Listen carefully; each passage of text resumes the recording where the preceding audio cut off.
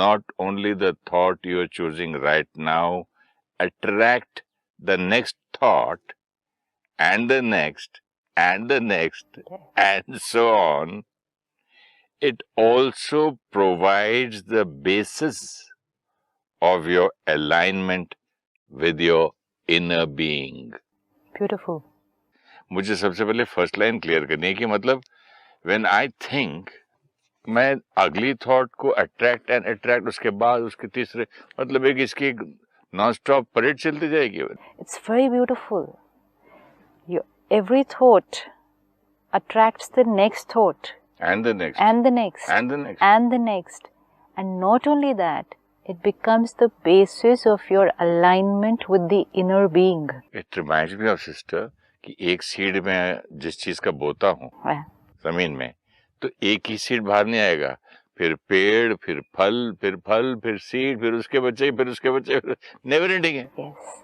तो वो एक बीज कितना इम्पोर्टेंट है, और वो एक बीज जिस क्वालिटी का होगा, इसीलिए quality of the seed is important ना. उस एक क्वालिटी ऑफ सीड पर कितने फल, और उस फलों के बीज से और कितने फल, this is the influence, the ability to influence so much change. इतने एपिसोड्स में आप यही कह रहे थे. This is power. This is the power of one seed. The ability to influence. This is the power of one thought. इतनी शक्ति होती है एक थॉट में ना. एक थॉट है ना, जैसे हमने कुछ एपिसोड्स पहले देखा, एक किसी ने मुझे कुछ कहा, तो मेरी एक थॉट भी जब उस डायरेक्शन में चली गई कि ऐसा क्यों कहा, ऐसा नहीं कहना चाहिए था, it attracted the next thought. तो वो नेक्स्ट थॉट भी किस क्वालिटी की होगी, फिर उसकी नेक्स्ट थॉट एंड उसकी नेक्स्ट थॉट. एंड जब मैं इस नेगेटिव थिंकिंग के डायरेक्शन में चली गई, my alignment with my inner being of peace disconnect. मेरे साथ हुआ ना उस दिन लड्डू के उसमें. सीरियसली हुआ. छोटी सी चीज थी, क्योंकि मुझे बचपन से, जैसे आप कहते हैं ना, एक चीज की एक संस्कार, मेरा संस्कार है कि कोई मुझे खाते हुए टोके ना, तो मैं खाना छोड़ देता था. फिर मैं खाऊं नहीं खाऊं, कितना खाऊं, क्या how can you stop me. हाँ, लेकिन आज हम तो ये प्रोग्रामिंग को चेंज करेंगे. नहीं गए थे ना, आज चेंज करेंगे ना, आज चेंज करेंगे. नहीं हो रहा है ना. नो, ये नहीं वर्ड कभी भी यूज करना है कि नहीं हो रहा है. This word itself is disempowering. नहीं हो रहा, नहीं हो सकता, बहुत मुश्किल है, सब तो ऐसे ही हैं.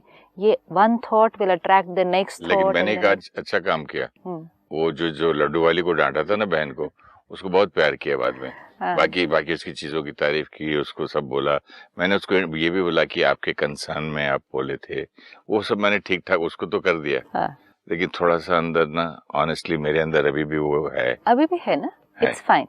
अब मुझे वो प्रोग्रामिंग को चेंज करना है एंड ये प्रिपेयर करना है, क्योंकि ये जब हम see every thought attracts the next thought and the next. Why this line is so important. हुआ ना मेरे साथ. नहीं, जैसे अभी भी आपने कहा, बचपन से मेरे अंदर ये संस्कार है कि कोई अगर मेरे खाने के लिए मुझे टोकेगा तो फिर मुझे इरिटेट होना. सिर्फ रोकेगा नहीं, मैं खाना खाता हूँ ना, अगर मेरी प्लेट में कोई सब्जी डाल दे, रोटी डाल दे, जबरदस्ती के कुछ बोलो खा ले, तो भाई आप कौन? टोकने वाले भी नहीं, सिर्फ आप डालने वाले भी कौन? लेकिन आप ये देखें कि हमने अपने जीवन के कितने साल, अ लाइफ टाइम, इस कंडीशनिंग से बिता दिए और पूरी जीवन बिता देंगे कि उस टाइम पे फिर मैं डिस्टर्ब होऊंगा. While eating food is it the time to get disturbed. अब उसी चीज को कैसे फेस करना है? आपने जो एक शब्द कहा था रॉयल्टी से, सिचुएशन. लेकिन जब हम ये थॉट करेंगे कि मेरा ये संस्कार है बचपन से, तो हम अपने आप को लिबर्टी दे देते हैं, हम अपने आप को परमिशन दे देते हैं कि ये है, था और रहेगा. And that's why it says one thought will attract the next and the next. And every time जब इस kind of thinking की, हम अपनी inner being से alignment हिल गए. But ये जो आपने लाइन कही, ये था, है और रहेगा, अगर ये तीन शब्दों को हम अपनी ओरिजिनलिटी में रख लें, याद कर लें, हाँ, जो सोल इसमें इस लाइन में कहा कि आपका कोई इनर बीइंग को कोई ले जा नहीं सकता, आपके था, है और रहेगा. ब्यूटीफुल. तो यहाँ से कन्वर्ट कर लेना. वो जो इनर बीइंग का ओरिजिनल संस्कार था ना, वो तो ओरिजिनल था, है और रहेगा. लेकिन ऊपर ऊपर लेयर्स कौन से बने? अक्वायर्ड संस्कार के। अब इनर बीइंग का संस्कार है पीसफुल एंड पावरफुल, ठीक है। अक्वायर्ड लेयर ऑफ संस्कार इस पर्टिकुलर सिचुएशन में क्या बना कि कोई खाना डालेगा, मुझे वेस्ट नहीं करना, वो एक सिचुएशन थी। फिर कोई डालने लगा तो मैंने रोका, लेकिन उस समय मेरा रोकने का तरीका कैसा था? Agitated, 100% disturbed. जी। धीरे धीरे वो ग्रूव बन गया, वो एनर्जी पैटर्न बन गया। एंड अब इतने साल बीत गए और इतनी बार इतने लोगों के साथ खाना खाया और हर बार क्या कर दिया? यही कर दिया। अब कॉन्शियसली भी नहीं करना पड़ता है, अब वो करने का तरीका बन गया, तो वो ग्रूव फिक्स हो गया ना अंदर, वो पैटर्न पे ही जा रही है बार बार। अब अलग, because this is damaging for me, I am losing my inner power. तो सिर्फ सिस्टर ये खाने के लिए नहीं, तो फिर फिर हर इसकी एक आदत अपने पड़ अपने जाएगी लिए तो करें। दूसरी चीजों में भी भाई मुझे पसंद है ये नहीं पसंद, बोलने का फिर वो ढंग तो वही रह जाएगा, पैटर्न वही बन जाएगा। कौन सा पैटर्न बन ग्रूव जो आपने कहा था कि चिढ़ के बोलना, एजिटेटेड जो आपने शब्द यूज किया, बिकॉज पावर कम होती जाएगी ना। एक सिचुएशन में पावर कम की, आदत भी पड़ जाएगी ना। वो पावर कम होने के बाद आदतें भी कैसी बनेंगी फिर? यू मीन टू से जिसकी चीज की आदत रहती है तो यू आर वीक, वीकनेस है वो। एवरी टाइम कोई परिस्थिति में I get disconnected from my original being. तो ओरिजिनल बीइंग में मैं कनेक्टेड था अभी कब? ओरिजिनली कनेक्टेड थे ना। मैं अब इस जन्म में तो था ही नहीं कभी, फिर इसका नहीं, मतलब अभी तो भी होते हैं हम कितनी बार। अच्छा, सिर्फ फर्क ये है कि अभी हम कम होते हैं ना, तो हमें कई बार अवेयर नहीं होता उस चीज का। How many times you will feel very deep inner peace, very very deep. कितनी बार ऐसा होगा कि कोई आपके सामने बड़ी से बड़ी गलती कर दे और आप कहेंगे इट्स ओके। एक्चुअली मुझे बड़ी से बड़ी गलती पे कभी गुस्सा आया भी नहीं। गाड़ी ठुक गई, घर के बड़े बड़े आईने का मतलब डोर ऑफ टूट गए, वहां मैं बोल ठीक है अब क्या कर सकते हैं। मतलब जहाँ ज्यादा पैसों का भी नुकसान हो, ज्यादा बड़ा ये छोटी छोटी चीज की मुझे गंदी सी अब आदत। मैं अपने आप को ये बताऊं, अब रियलाइज कर रहा हूँ बात करते बड़ी करते, बड़ी चीजों को मैंने एक्सेप्ट किया, छोटी नहीं कर सकता। छोटी छोटी चीजों में मैंने पैटर्न अलग बना लिया। लेकिन जो बड़ी चीजें एक्सेप्ट कर सकता है, वो छोटी चीजें कितनी इजीली एक्सेप्ट कर सकते होंगे?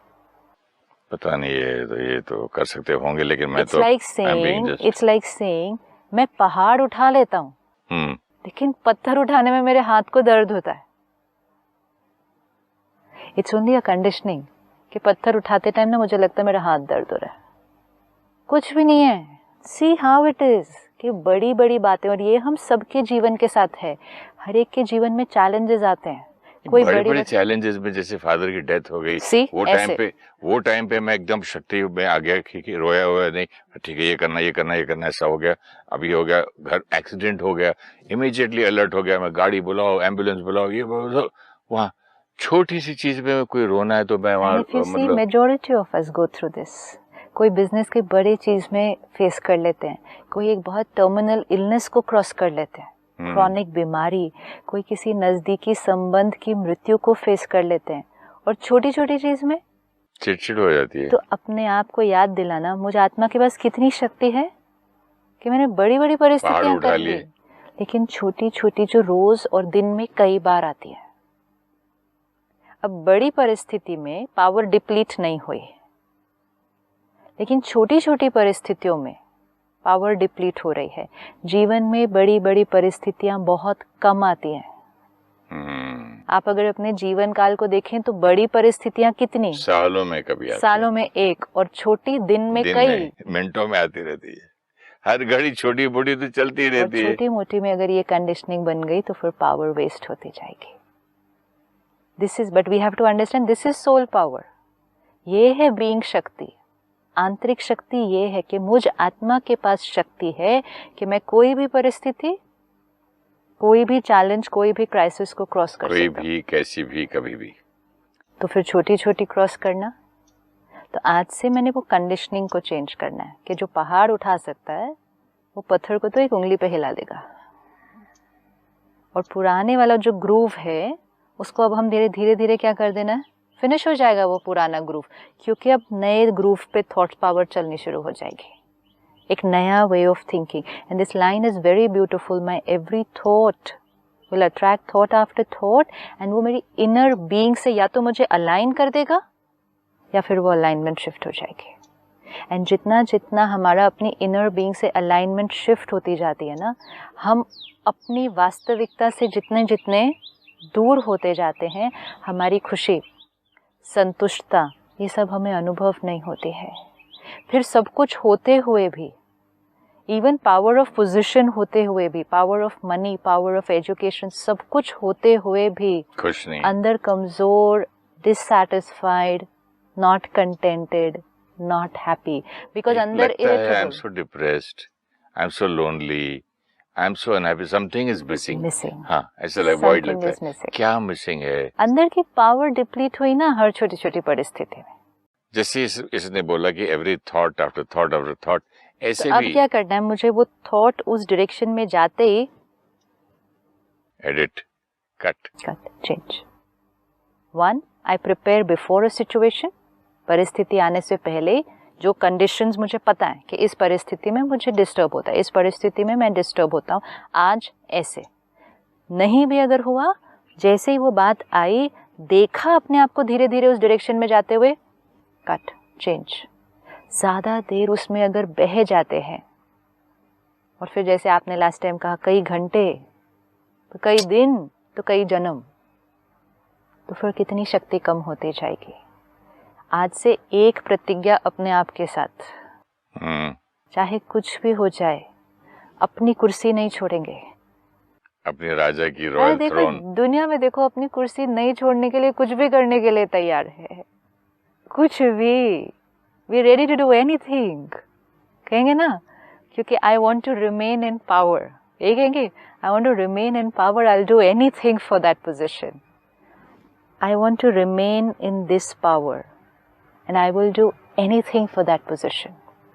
ये मेरा जीवन जीने का तरीका. And when I am in this power, तो फिर contentment, संतुष्टता कितना आत्मा को अनुभव होगा. This is the need of power for all of us. जो power की हम बात कर रहे हैं ना, actually it comes from energy. आत्मा, जैसे हमने फर्स्ट एपिसोड में देखा, आत्मा की शक्ति, परमात्मा की शक्ति, इसलिए हमने कहा शिव और शक्ति. तो आत्मा वो शक्ति है, एनर्जी है. उस एनर्जी से हमने पावर क्रिएट करनी है.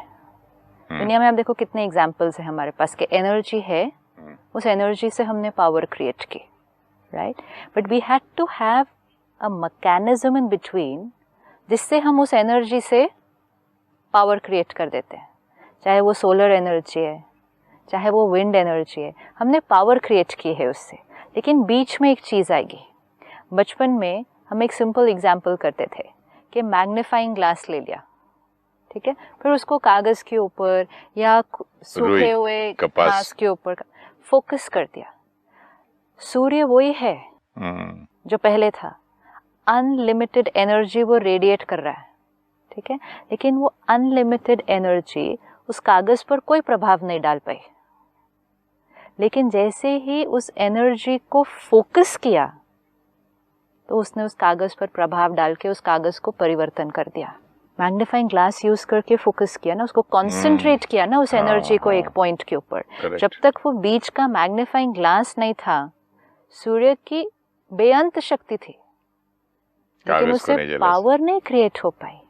सो I need that magnifying glass in my life, कि इस एनर्जी को, अब जो आत्मा की एनर्जी है, इसको मैं किस चीज पे फोकस करूं, क्या मेरा फोकस पॉइंट होगा जिससे ये पावर बनेगी. अब क्योंकि अभी तक वो एनर्जी है, पावर नहीं बन रही.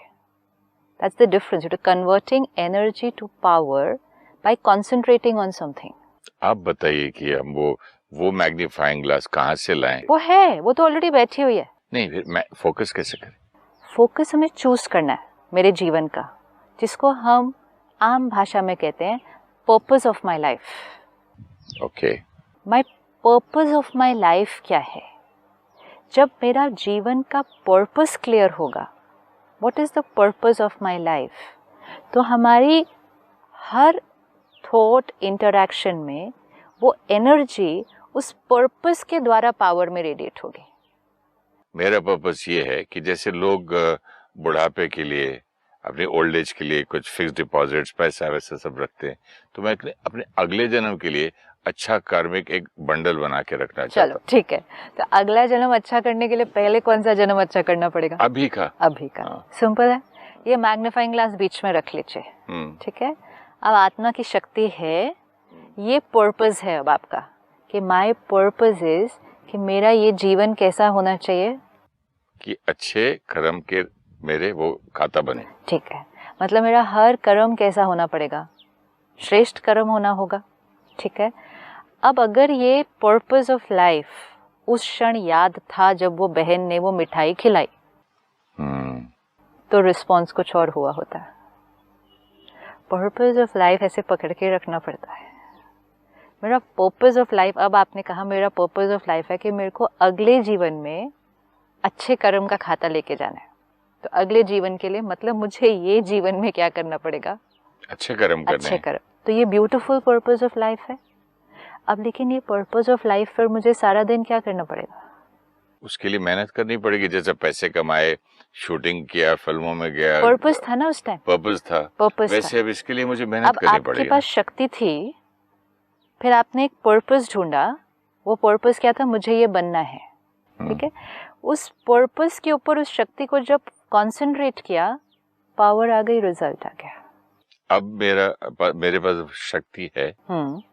शक्ति तो है, आत्मा की शक्ति है। आत्मा का फिर भी गलतियां करती है वो बार बार। पर्पस नहीं याद रहता, मेरे जीवन का लक्ष्य क्या है? पर्पस जो दीवानगी, वो जो पागलपन, वो मैडनेस थी कि मैं सब कुछ दुनिया छोड़ने तैयार था। पर्पस, दुनिया छोड़ने तैयार था टू बिकम एन एक्टर। उतनी स्ट्रांग नहीं है ये वाली। तो वो बनानी है ना। जब आपने क्लियर कह दिया, आपने कहा कि ये मेरा पर्पस ऑफ लाइफ है। पर्पस तो है, क्योंकि अब अगर मेरा पर्पस ऑफ लाइफ है कि मुझे श्रेष्ठ कर्म करके श्रेष्ठ कर्मों का खाता अपने साथ आगे लेकर जाना है, तो मुझे वो पर्पस ऑफ लाइफ हमेशा क्या करना पड़ेगा? सपोज आपको याद था कि मुझे पर्पस ऑफ ये है कि मुझे एक्टर बनना है, वो आपका गोल था। सी गोल्स शॉर्ट टर्म होते हैं, purpose of life is continuous. मेरी ये लाइफ का भी नहीं ना, मेरे तो पर्पस ऑफ लाइफ अगले जन्म का भी है। Because it's a purpose of the soul ना, लॉन्गर। हाँ, या पर्पस ऑफ द बीइंग। तो उस लाइफ टाइम में छोटे छोटे गोल्स आएंगे। अब मुझे ये करना है, मुझे ये करना है। ये पर्पस ऑफ लाइफ कंटिन्यूअस है। जब हमने कहा मेरा पर्पस ऑफ लाइफ है श्रेष्ठ कर्म करना, तो मुझे वो मैग्नीफाइंग ग्लास हमेशा पकड़ के रखना पड़ेगा। फिर चाहे कोई भी बात आए, चाहे कोई कुछ भी कहे, माय पर्पस ऑफ लाइफ।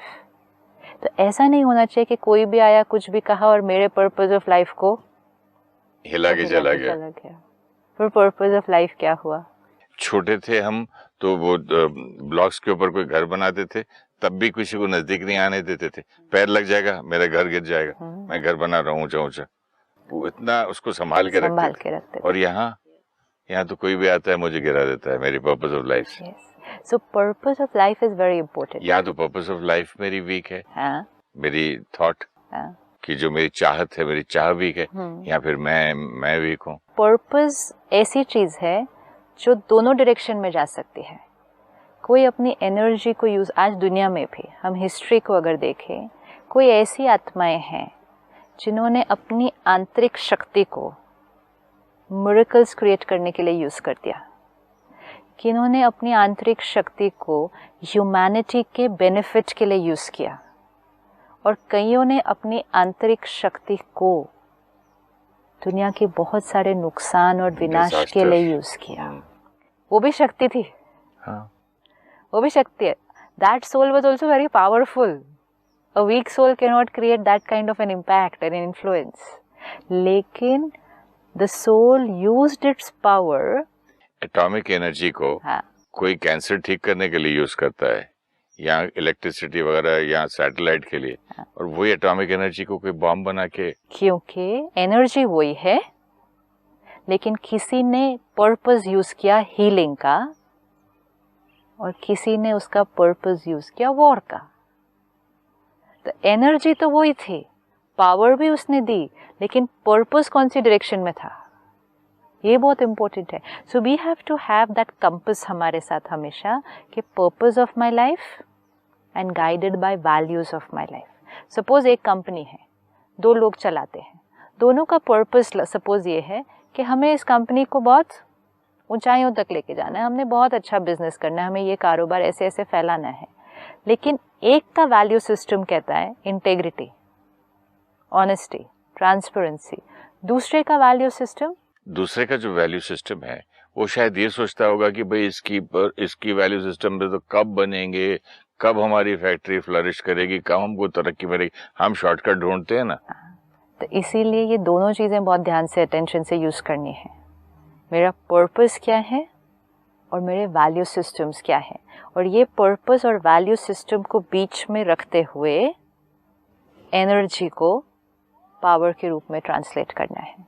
ज़्यादातर हम में से मेजॉरिटी पर्पस ऑफ लाइफ अपने अगेन बाह्य चीज़ों पर बना लेते हैं। जैसे सपोज एक्टर हैं आप, तो एक्टर कहेगा मेरा पर्पस ऑफ लाइफ ये है लोगों को एंटरटेन करना। एक मदर है, वो कहेगी मेरा पर्पस ऑफ लाइफ है मेरे बच्चों की संभाल करना। तो हम ज़्यादातर अपना जो पर्पस ऑफ लाइफ है ना, वो अपने डूइंग में ढूंढते हैं। ओके। अपने प्रोफेशन में, अपने रिश्तों में, समाज की सेवा करने में बाहर ढूंढते हैं, डूइंग में। डूइंग में जो पर्पस हम ढूंढेंगे वो पर्पस मेरा नहीं है। This is why we are not satisfied with our life. See simple, again simple. एक डॉक्टर है, वो कहता है मेरा पर्पस ऑफ लाइफ है लोगों का इलाज करना। ठीक है, this is in his doing.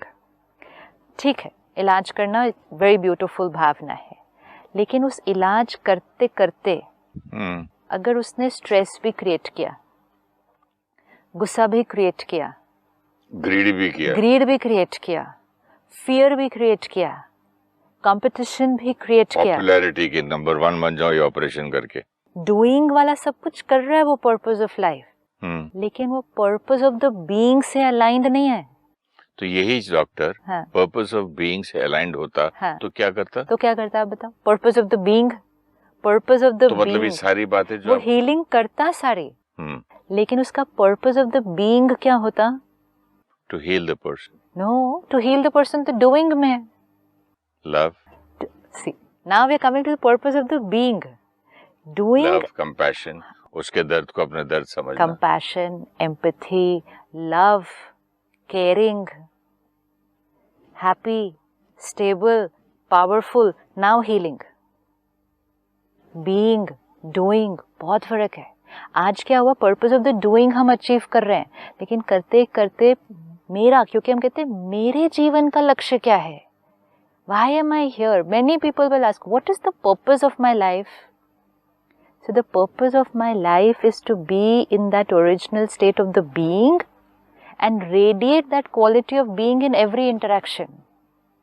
फिर उसमें आप doing में कुछ भी जो कर रहे हैं, लेकिन इस doing में अगर purpose of the being का नहीं ध्यान रखा, तो फिर कितने भी साल बीत गए, कितना भी doing आपने कर लिया, एंड में यही क्वेश्चन आएगा, what is the purpose of my life?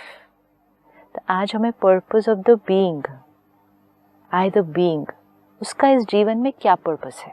Being शक्ति, बीइंग को डूइंग में लेकर आना है सारा दिन। वो डॉक्टर ने जो डूइंग करना था, he should have brought being in it. तो बीइंग को डूइंग में लाएंगे ना। ओके, पहले वो बन बीइंग सो एंड सो। अगर आप एक्टर हैं, आप फादर हैं, ये सब आपका डूइंग है।